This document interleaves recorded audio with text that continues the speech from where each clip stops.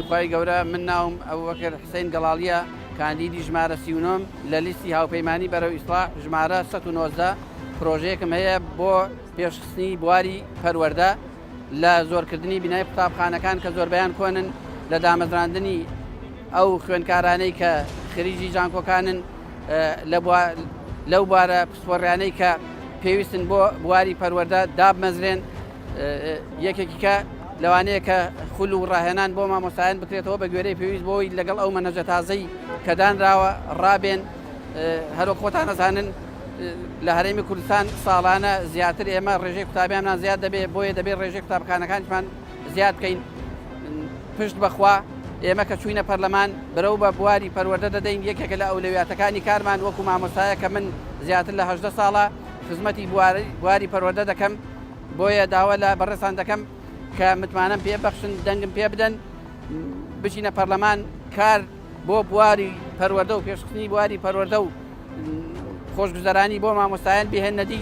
و قوتابیانمان خۆشبەخت بکەین بواری پەروەردە بگەێنە ئاسێک بگاتە ئاسێک ئەو ئاسەی کە وڵاتانی پێشکەوتووە هەروە خۆتان نەزان بواری پەروەردە لە هەر وڵاتێکە پێشکەوێ هەموو کایەکانی بوارەکانی کە پێش دەکەوێت. ئەبوبەکر حوسێن گەڵاڵی ساڵی 1970 لە شاری سلێمانی لەدایک بووە. هەڵگری بڕوانامەی بەکالیۆرۆسە لە زانستە سیاسیەکان 17 ساڵ وەکو مامۆسایەک خزمەتی بواری پەروەردە و فێرکردنی کردووە. لێکۆڵەر و چاودێری سیاسی و ڕۆژنامەوانیە. ماوەی 14 ساڵ کاری ڕێکخراوی کردووە، گرنگترینیان کارکردن بووە لە ڕێکخراوی تەندروستی جیهانی.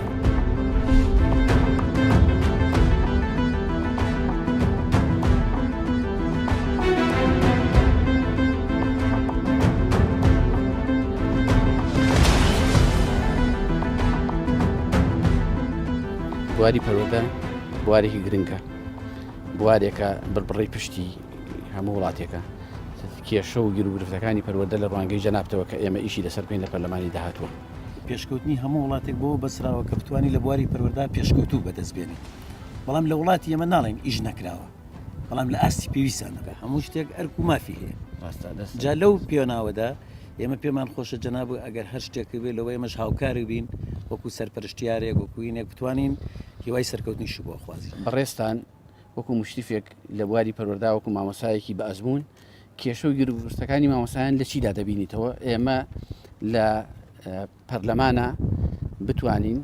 چی بۆ مامۆسایان بکەین کە کێشە و گرفتەکان حەقیقەت. وەڵا هەمومان نەزانی وەکو ئەرزم کردی هەموو شتێک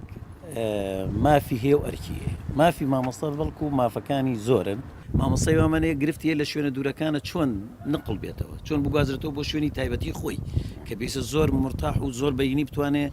جەوێک بۆ خۆی دروستکە، جەوێک بۆ خۆی دروستکە بتوانێت وەکۆڵی ئەرکەکانی خۆی تیا جێبەجێ بکە. ئەمە یەک. دووهام ئەمجا کەمی مامۆستاژ وای کردووە ئەبێ وەکۆڵی بچین لە ئەنجامیەوەدا لە ئەنجامی دانەمەزراندنا بچین پەنا بین بۆ وانەبێژ. ئێوانە بێژ وەکو چۆن لەی کابرا چی مافی و ئەرکێکی تاوانە بێژی بن. ئەمە ئەگەر مامۆستاکەش دامەزرا بە بۆنەی هەرم خۆمانەزە یەکەم مافی مامۆستا بریتێ لەوەی کە بژێوێکی ژیانی هەبێت، شوێنێکی نیشتەجێی هەبێت. ئێستا ئەگەر سەرژمێریەمەکەی شوێنی نیشتەجێی زۆر زۆر کەم بۆ مامۆستا نییە، ئەمێتە لە کرێچیە. وە خاڵێکی تریش ئەوەیە کە موچەکەش ئاوای لێ هاتووە. ئیتر بە بۆنەی هەر شتێک ئێمە ناچینە سەرەوبارێتتر بوارێکی سیاسی یا چیە بێوانە، بەڵام ئەبێ بیر لەمە بکرێتەوە بە هەموو شێوازێک موچەی مامۆستا بدرێ. نەبێتە بەڵێن پاشەکەوتی موچە هەللا ببرێت چکە شتێکی زۆر زۆر قیزەون و ناشرینەوەی کردووە کە مامۆستا دەست بۆ ئیشی ترە بابیکە. باوکی بینێ مامۆستایە ئاوایە یا خۆت دراوسێکی بینێ و کەسەکانی تریژە بینێ ئیتر هاندانێک نییە، هەڵنانێک نییە بۆی بتوانێت ئیشی خۆی تا جێبەجێ بکە. لێرە ئێمەش پەیمان دەدەین کە لە پەرلەمانی داهاتووە بتوانین لە بواری پەروەردە ئیش بکەین و بتوانین بواری پەروەردە پێش بخەین، بتوانین هەرێمێکی سەقامگیرمان هەبێت لە ڕووی پەروەردەیەوە، چونکە پەروەردە بناغەی پێکەوە ژیانە، بناغەی پەروەردەیەکی دروستە، بناغی پێشکەوتنی خاک و نیشتمان و وڵاتمان.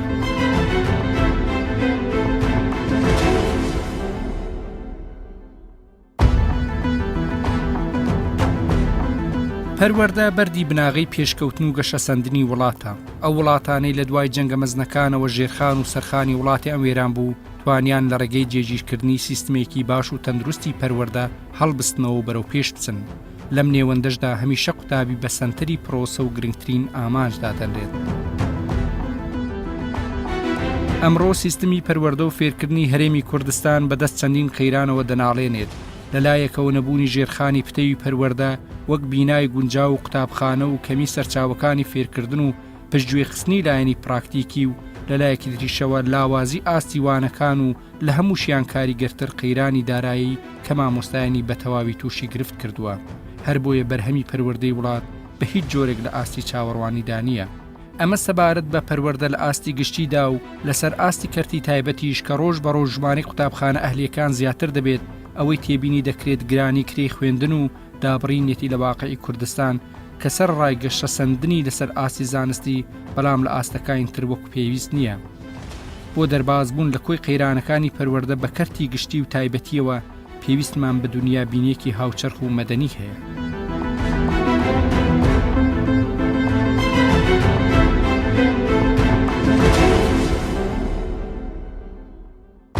ئەمڕۆ لە پارێزگای سلێمانیدا دەگەڕێن بزانین گیر و گرفتەکانی بواری پەروەردە چییە، چارەسەر بۆ ئەو گیر و گرفتانە بدۆزینەوە و دەمانەوێت لە بواری پەروەردە لە پەرلەمان خزمەتێک بکەین. ئەم کاتێک باش جەنابەت لێرە مامۆستای لێرە مامۆستانی بەسۆ مامۆستام لە شارە زۆر سنووری بەڕێوەبەراتی پەروەردەی شارە زۆر بەڕێوەبەری قوتابخانەی شارە زۆر بۆ خێن دەکەن. بەڕێستان وەکو بەڕێوەبەری ئیدارەیەکە لە قوتابخانەیەک کار دەکەن و چەند ساڵێکی ئەزموونی مامۆستایەتانی کێشە و گیر و گرفتەکانی قوتابخانەکانی ئێمە لە ڕووی ئیداری و لە چیدا دەبینیتەوە؟ بواری پەروەردە وەکو سەرجەم بوارەکانی تر کە بابەتێکی سەرەکیە وەکو چۆن بڵێ سەرچاوێکی سەرەکی ژیانە بەرەو پێشووی ژیانە وەکو هەموو بوارەکانی دیکەی خزمەتگوزاری لە داشکاندن و لە بەرەو دواوەگەڕانەوەیە. ئەویش چەند سەبەبێکی هەیە. هەر لەو قەیرانی دارایی کە ڕووی کردێتە وڵاتەکەمان شەڕی سەپێنراوی داعش ئەمە وای کرد ڕوبەڕووی قەیران بینەوە. جا قەیرانەکانیش چەند جۆرێکن چەند خاڵێکن. یەکەم لە کەمی بیناکانەوە بەڕاستی ئەگەر من بێمە سەرباسی ناحی وارماوە کە داوامەکەی خۆم لەوێ یعنی لە ساڵی 1970 ئەوە بۆ 40 ساڵە دروست کراوە تا ئێستا 2 بینا زیاد کراوە بۆ بیناکانی خوێندە. یعنی وەرە بزانە ئەمە ئەگونجێ لەگەڵ ژمارە دانیشتوانە ئەمە خاڵێک کۆنی بیناکانمان تا ئێستش بیناکان عنی ئەو بینانەی کە لە شارە زورا هەیە و بە تایبەت لە ناحی وارماوەش ئەگەر من باسی بکەم دەبینی بەدەست کۆنی بیناکانەوە دەناڵێنین چەند جارێک نۆشن کراوەتەوە ینی وایە ئێستا پێویستی بە گۆڕانی و بینای تازە هەیە.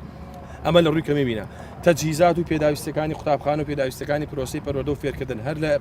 ئامێرەکانی گەرمکردن و فێنکردنەوە و پێداویستەکانی کۆمپیوتەر و ئیساخۆمانە پێویستێکی زۆرن و پێویستە بۆ قوتابخانەکە دابیر بکرد. خۆشبەختانە لە ڕابردووە لە کاتی گەشەکردنی ئابووری وڵاتەکەمانە دەبینین ئەم پێداویستیانە بە زیادیشەوە دابین کرا بەڵام ئەوە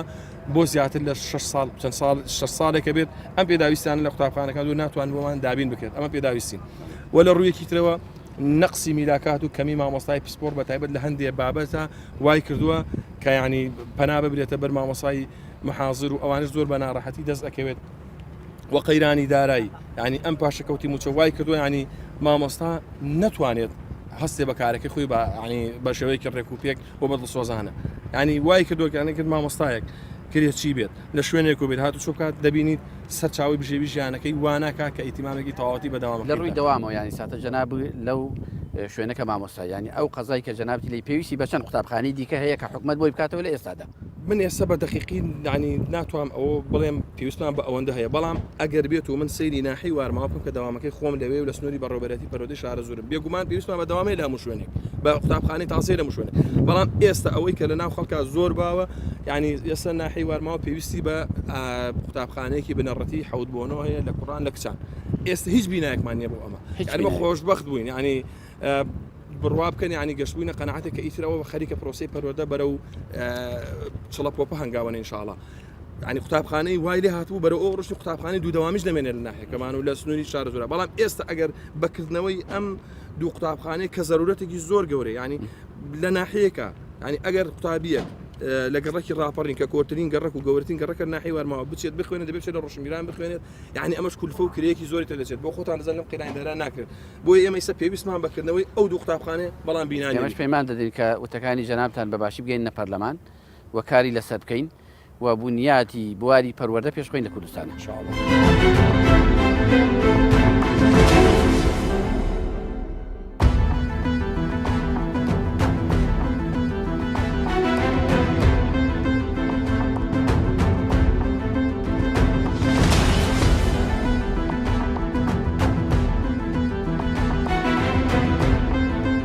هاتوێنێتە خزمەتی بەڕێستان بدانین کێشە و گیر و گرفتەکانی بواری پەروەردە خۆی لە چیا بینێتەوە چارەسەرەکەی خۆی لە چیا بینێتەوە بۆی ئێمە بتوانین لە خولی پێنجەمی پەرلەمانی کوردستانە کاری جدی لەسەر بکەین و من وەکو کاندیدێک هاتوومەتە خزمەتی بەڕێستان کە بتوانین لەو بوارە لە ڕووی پەرلەمانی و کاری لەسەر بکەین چارەسەرێک بۆ کێشە پەروەردەیەکمان بدۆزینەوە بتوانین بواری پەروەردە بگەین ئاستێک کە دڵخۆشکرد بێ بۆ هەمومان. گرفتەکانی پەروەردە زۆرن لێتان ناشارینەوە بەڵام ئەوەی کە ئێوە ئەگەرتانێک کاری جدی لەسەر بکەن پێم وایە پێداگریە لەسەر ئەوەی کە حکوومەتی هەرێمی کوردستان بەداخەوە نەیتوانی وەژێرخانی پەروەردە بە باشی چاک بکاتەوانێ زیاتر هەوڵ بدەن زەخت بکەن لە حکوومەتی هەرێمی کوردستان کە بودجەیەکی لە ئێستا باشتر بۆ پەروەردە دابین بکات بۆ ژێرخانێکی باشتر لە ڕووی بینایی قوتابخانەکان کە ئێستا بەڕاستی زۆر خراپن حتا لە ڕووی باشکردنی بار و بژێوی مامۆستایانی بەڕێزەوە زۆر باشە وردەکارەکانی مەسائلی لۆجستی و پرۆگرامەکانی خوێندنەوە شتانە هەمووی ئەو لەوێتی کارن ئێمە لێتان ناشارینەوە ئەو نمووی کە ئێستا کۆمەڵگەی کوردی دەیکات لە بەرامبەری ئەو خزمەتگوزاری پەروەردە پێشکەشی دەکات بەو ژێرخانە کە ئێستا هەیەی ئابووری کە هەیەی ناتوانێت بەڕاستی دەرەقەتی نایەت ساڵانە ژمارەی قوتابیان و خوێندکاران زیاد دەبن تمۆخی خەڵک زیاد دەبێت تەکنۆلۆژیا یاخود بڵێن زیرەکی منداڵی ئێستا کە ئیخێنە بەرخوێندن لە ئاستێکی زۆر بەرزدایە بۆیە پێویست دەکا بەڕاستی حکوومەتی هەرێمی کوردستان زۆر بەجددی هەوڵ بدا لە بواری پەروەردەدا گرنگیەکی زۆر بدا بە کەسێتی مامۆستا لە ڕووی توانای زانستیەوە لە ڕووی توانای مرۆییەوە لە بە هەموو معناکان ئەمانە هەرمی کاری جددی ئەوێت ئێمە ساڵانە گرفتمان کەمجار ئاماژەم پێدا لە کەمی بینایە یعنی حکوومەتی هەرێمی کوردستان بەداخەوە قەیرانی دارایی و شەڕی نەگریسی داعش و دابەزینی نرخی نەوتوانە زەربەیەکی کوشندەیە لە پەروەردە لە ساڵی 2013 حکوومەتی هەرێم نەیتوانی پێداویستیەکانی وەزارتی پەروەردە بە پێویست دابین بکە بۆیە ئەوەی هەمان بۆ هەر بەکاربردنەوەی شتە کۆنەکانمان بووە لە توانای مامۆستا لە کەمبینینی خول بۆ مامۆستا لە تەعینات ئێمە ساڵانە مامۆستا بۆچی ئاسوودەنیە لەوانە وتنەوەی بۆچی بێزار ئەبێت کاتێک کە ئەبینی تووشی تەنگژەیەگە بێوەتانی هەر هەمووی ڕۆکاتە حکوومەتی هەرێمی کوردستان لەبەرەوەی مافی تەواو نەدراوە بە ئەو سیستمی وەزیفەی مامۆستا لە ڕابردە وا فێرکراوەکە کە ئیتر تەدەڕجی تەواو کرد بێتە ناو شار خزمەتی ڕاژە بکە ئەو مامۆستا بەڕێزانەی کە ئەدبینین لە بایکۆتا بوون زیاتر یاخود ناڕەزی بوون لەوە ئەمە هەموو ئەوانن کە قەتیز ماونەتەوە لە گوند و شار و شارۆچکەکان کە بە سیستمێک بە یاسایەک جاران تاعینات هەبوو ئەم بەڕێزانە ئەخرانەوە ناو شارەکان ئەو کات لەبەرەوەی تاعینات نیە ئێستا دەرەوەی شار چۆڵ ئەبێ ئەگەر ئەم عالیەتە جێبەجێ بکەین بۆیە ئەگەر مامۆستا مەعاشێکی کاملیشی هەبێ ئەوانی لە دەرەوەی شارن ناڕازین چونکە مامۆستا هەیە 14 ساڵە ئێستا لە دەرەوەی شار خزمەت دەکات لە کاتێکە دەرەوەی شاری تاو بەڵێ ساڵێکی بەڵێ مستاق بێتە ناوژن ئەمانە هەمووی بە بودجە دابین نەکرێت کە لە ئامبیژە بیدایەت ئاماژەم پێدا بە تەخسیساتی مالی ئەمە چارەسەرەکرێت کە ژمارەیەک لە مامۆستایان لە کاتی خۆیدا تاعین بکرێن بۆ پڕکردنەوەی ئەم جێگایانە ئەمە گرفتەکانمان مەسایلی میلاکە کە ئاماژەم پێدا مەسایلی بینایە مەسایلی دەورات و توانای مامۆستایانە کە ئەمانە بە خول ئەکرێ مامۆستانی بەڕێز بەڕاستی عاجزن لەوەی کە لە ساڵێکا پێویستەکە چەندین خولبین نەگە خولبین ئێمە بۆ ئەمە هەجە تازەی کە دانراوە نەک هەر ئەوە مامۆستا هەموو یەکێک لە ئێمە پێویستمە ئێستا خودی من کارگێڕیم ڕاستە مامۆستام بەڵام کارگێڕیم ئەگەر حکوومەتی هەرێم بتوان لە خولی جۆرە جۆر بۆ من بکاتەوانێ ڕەنگە بتوانم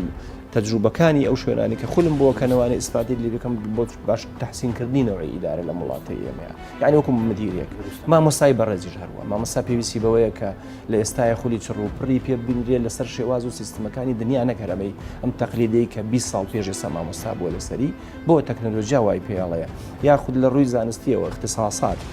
بڵێ منهەج ئەگۆڕێ پێویستەکە مامۆستا بەڕێزە خول ببینێ بۆ ئەوەی بە جوانی بابەتە پەیامەکەی بگەێنێ دیارە هەموو ئەمانە گرفتەکانی پەروەردەن یعنی ئێوە ئەولەوێت دەن بە بەرزکردنەوەی با بڵێن ئەو پارەی تەخسیسکراوی کە حکومەت دەیەوێت بیکا بۆ پەروەردە بۆی پیا ڕابگا بە دروستکردنی بینا ئێمە لە بینایە قسە بکەم جارێکی کە ئەبوایە حکومەتی هەرێمی کوردستان لە ئێستا بیری لەوە کردایەتەوانی قوتابخانەکانی بکا بە یەک دەوام بەڵام ئێستا دیاردەستی دەوامی سەری هەڵداوەتەوە بۆ لەبەرەی بیناکان ستۆک ئەبن و پێویست بە نوێژەنکردنەوەکەن بەڵام پارێکی ئەوتۆ لەبەر دەست نییە کە لە کاتی خۆیدا لە دەستپێکی ساڵی خوێندنە قوتابخانەکان نوێژەن کرابنەوانێ بۆی دەوامی تا بکرێت ناچارە بین هەندێک مەکتەب هەیە دای بخەین چی لە مەکتەبەکە دەبێ و مەکتەب بخین سەر دەوامی بکەی بە سێدەوام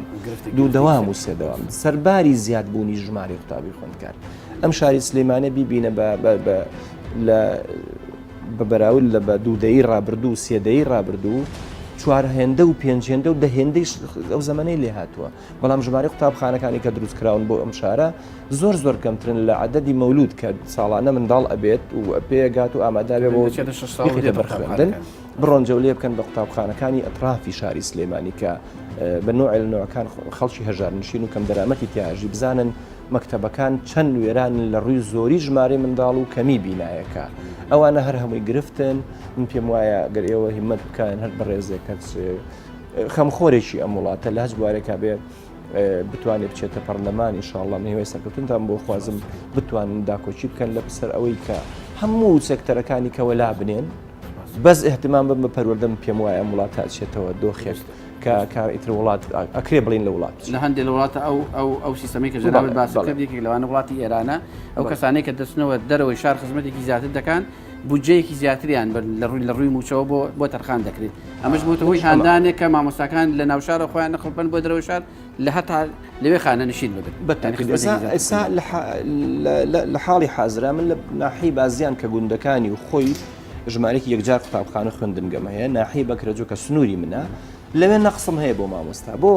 تەدەڕجی کردو هاتوو سلێمانی ئەوەشی تەدەڕجی نەکردووە دانمان لە تیژەکاتەوە بۆ تا ئێستا من نەقڵ ناکەیتەوە ئێمە زۆر سپاس دەکەین و داوای هەرێمی کوردستان و پەرلەمانی داهاتوو کە خولی پێنجەمی هەرێمی کوردستانە بتوانێت خزمەتێکی باشتر و پێشخستنێکی باشتر بە بواری پەروەردە بدات چونکە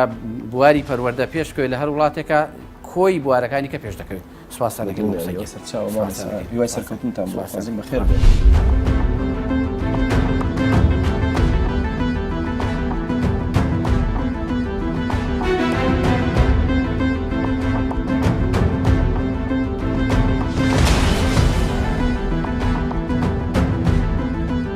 دەمانەوێت لەسەر بواری پەروەردە بکەین لە پەرلەمانی داهاتووی کوردستانە چیت پێ باشە لە بواری پەروەردەدا بکرێەوە پەروەردە لەم ئاسا چۆن دەبینی جەنابەت پەروەردەی گرنگ ئەو پەروەردەیەیە کە لە خوێندنە مەسەلەن بڵاو کرێتەوە لە خوێندنە مەسەلەن ئەم پەروەردەیە بە نەوەکان بە شێوەیەکی یەکانگیر و وەک یەک بەسەر ینی کۆمەڵگەکە ڕنگ باتەوە مەبەستی لە پرۆگرامەکانە بواری پەروەردە زیاتر گرنگی پێ بدرێت من بەڕای من لایانی پەروەردە لە بەراورد بە ساڵانی پێش ڕوخانی ڕژێمی عێراق زۆر گۆڕاوە زۆر بەرە و باشی چووە لە منهەجی خوێندنە لە پەروەردەی نەوەکانە لە پێشکەوتنی ئەو خوێندنگانە بۆ ئێستا هەستەکەم گۆڕینی بەڵێ بەسەرا هاتووە بەڵام ئەم واقعی کێتە بەردەمی ئێمە لە کێشەی ئابووری لە کێشەی شەڕی ئەم لاولا لە ئەم هۆکارانە بەڕاستی و ئەکاتۆ پەروەردە بۆ ئەو ماوەی کێشانە لە جێ خۆیان هەر بۆستێ هەر بەبێ جوڵە بمێنێتەوە چی کێشەیەکی ترە بینی لە بواری پەروەردە مەسەڵەن وەکو بینایی وەکو کەمی بینای قوتابخانەکانمان وەکو کەمی وەڵاهی ترەمە کێشەیەکە لە ڕاستیە پێشتر ئەم کێشەیە ئەبوایە پێشتر لە دوای وەگوتم ڕوخانی ڕژێمەوە ئەو کاتی کە مەسەلەن عەرزە و مڵک و چەند جێ ئامادە کرا بوو یعنی ئێمە ئەو جیانەمان لە ڕاستە هەستەکەم زیربەی لە دەست شووە هەمووی بەوەی خان تاکە خان و یەقات و بەو شێوازە هەستەکەمەوە زیانێکی گەورەی بە چ بە مەسەڵەن خوێندنگەیە بێ بە تەندروستیە بێ بە کتێبخانەیە بێ بە ئەو شتە پێویستانە بە باخ و باخچە و ئەوانە هەستەکەم ئەو خانوان و ئەو شتانی کە بەو کاتێ عنی دابشکرا و ئەوانە هەستەکەم زیانی لە بوونی زۆری خوێندنگەی ئێستاداوە.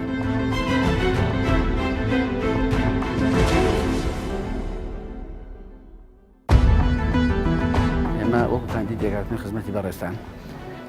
پرۆژەیەکمان هەیە بۆی لە پەرلەمانی داهاتووە بەرەو بۆ بواری پەروەردە بین جەنابیشان کە مامۆستان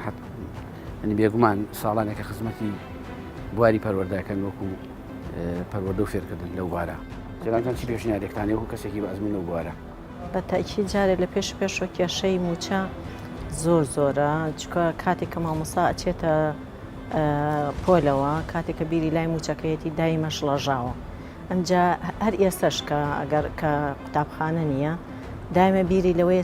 سەری مانگ ئایا ئەبێت نابێت ئیتر ئەویان تۆ ئەبێت نابێ ئەوەی کێ لەوانە کێشە زۆر زۆر ئەگەر ئێمە کێشەکان باسکەنی کێک لەوانە گۆڕانی منهەج بەردەوام منهەجەکە ساڵانە ئیگۆڕم ساڵێکن بە ئەنگلیزی ساڵێکی کە لایە بن ئەنگلیزیەکە ئەنی ساڵێکەکەن بە سوئدی ساڵێک لایە بن قوتابیان کردو بە حەقلی تاقیکردنەوە کەواتە دووبارە داڕشتنەوەی پرۆگرامی پەروەردە بە شێوەیە کە لەگەڵ عەقڵ و ژیری قوتابیا بگونجێت بۆ هەموو ئاستەکان بێجگە ئەوە کە منهەجەکە دانێن مامۆستا بۆ موئەهەل ناکەن مامۆستای بۆ موئەهەل ناکەن کە بابەتەکە بە جوانی بڵێتەوە واتە پێویستە خول بەردەوام نەکەر بۆ وانەیەک بۆ هەموو وانەکان خول بکرێتەوە بۆی مامۆستا موئەهەل بێ بۆ وتنەوەی بابەتەکە یەکێتر لەو کێشانە کەمی بینا زۆری قوتابی ئەسەیمە خۆمانە و کێشەمان هەیە لە مەکتەب چل قوتابی لە پۆلەکایە ئەنی واقۆل نییە چل قوتابی ئەمجا بیناکەش ئەکرێتەوە بە شێوەیەکی ستاندار نییە لەگەڵ دەرونی قوتابیەکان ناگونجێ ئێستا وڵاتە پێشکەوتەکان سێکە ئەو بینایی کە کراوەتەوە بۆ قوتابخانە سێرەکە بێجگە ئەوەی کە لەسەر شێوەیەکی ستاندارە پێداویستیەکانیشی تیا دابین کراوە وەکو لۆکەر دۆڵاب دابین کراوە بۆ ئەوی ئەو پێویستیانێک کە قوتابی هەیەی داینێت و نەیباتەوە بۆ ماڵەوە لەگەڵ خۆیان بڕواکەی قوتابی پۆلی ئەوەی بنەڕەتیەکان 20 کیلۆ بە کۆڵێتی هیچ نەوێ 15 کیلۆ بە کۆڵێتر پشتی شکاوە ئەمە زۆر پێویستە کە قوتابی ئەم پێویستیانەی خۆی نەباتەوە بۆ ماڵەوە بێجگە ئەوە یعنی خاڵیە لە سیستەمی ئەلکترۆنی بۆ نمونە داتاشۆ کە بەسیترین شتە ئێمە نیمانە لە پۆلە پێویستە ئەمانە دابین وەسایلی تعلیمی ئەوە هەر هیچەوە بڵێم لە چەند قوتابخانەیەکیش هەبێ زۆر کەمە بەڵام هەر نییە لە قوتابخانەکانە ئەنی ئیحتیمامی پێ نادرێن دەتوانین بڵێن ئێمە مەسەلەن پەرلەمانی داهاتوو حکوومەتی داهاتوو لە ئەنجامەوەی کە خولی پێنجەمی پەرلەمانی هەرێمی کوردستان کە بڕیار وایە لە 30 2010 هەڵبژێرێت یەکێک لەو کارێنی کە بیکە لە بواری پەروەردە بەرزکردنەوەی ئاستی قوتابی حکومیەکانە بۆ ئاستی قوتابی ئەهلی نمونەیەکان شتێکی جوانە وروژان ئێستا ئیحتیمامدان بەس بە کەرتی ئەهلی بە قوتابخانە ئەهلیەکان زیاتر ئەدەیەوەکو لە هی حکومیەکان لەبەرەوە ئەو کەسانی کە لایەنی مادیان باشە زیاتر مناڵەکانیان نێرن بۆ ئەهلیەکان وەک لەوەی بینێرن بۆ حکومیەکان هەنی حکومیەکان بێجگەوە کاڵێن بینا کەمە هەروەها کە هەیە ئێس خۆیەبی بینای قوتابخانە جوانتر بێت لە ماڵ کەچی ئێستا ماڵەکان جوانترن لە قوتابخانەکان هیچ نەبێ نۆژەن ناکرێتەوە هەر سەرەتاییترین شت چەند ساڵجارێک پێویستە هەر بۆ یەک بکرێتەوە بۆ ئەو هەموو قەڵەم و ئەو شتانی پێوەیە بڕوا بکە کە ئەچیتە نەک مامۆستا زەوقی نییە قوتابیەکەش زەوقی نیە ناو پۆلەکە دانیشێ بخوێنێ.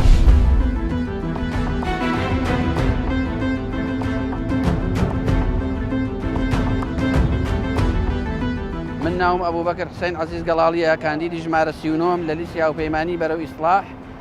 خۆم کاندید کردووە ئێستاش لە بەرامبەر پەروەردەی ڕۆژاوای سلێمانی ڕاوەستاوین بۆیە نەچوونەتە ناو قوتابخانەکانەوە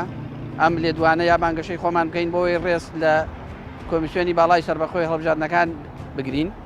و لە دەرەنجامە گەیشتنە ئەو ئەنجامەی کە پرۆسەی پەروەردە یەکێکە لە پرۆسە هەرە زەرورەکانی وڵاتمان کە پێویستە خزمەت بکرێت لەسەر ئاستێکی باڵادا پێویستە ژمارەی قوتابخانەکان زیاد بکرێن پێویستە بودجەیەکی زیاتر بۆ بواری پەروەردە